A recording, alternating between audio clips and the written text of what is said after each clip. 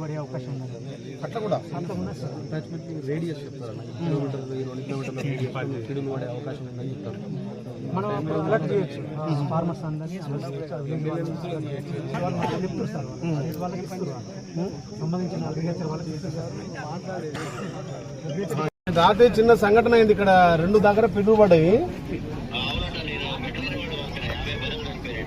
50 గొర్రెలు పెద్దవి, బాగా బిగ్ సైజ్ ఉన్నాయి. మన ఆ ఏడి గారు కూడా వచ్చారు. అలా అంచనా వేస్తే 8-9 లక్షలు అవుతుంది. బీద రైతు, అతనికి వైఫ్ కూడా లేదా, ఆ వీటి మీద ఆధారపడ్డాడు.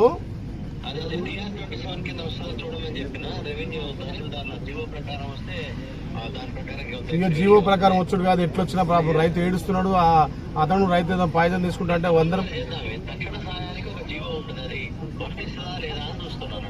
చూడు ఎట్లని చేసి వర్తించాలా, రైతుకు సాయం చేయాలి. ఎందుకంటే ఊరంతా 1000 మంది వచ్చిర్రు, అందరు బాధపడుతున్నారు. 50 పెద్ద మేకలవి, ఒక్కొక్కటి 25-30 అమ్ముతుంది.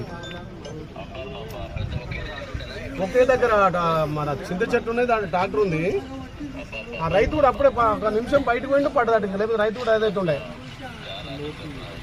దీనికి తక్షణ సహాయ చేయండి. అంటే చల్లూరులో కూడా 2 ఆవులు, ఒక 2 లక్షల వాల్యూ ఉంటుంది.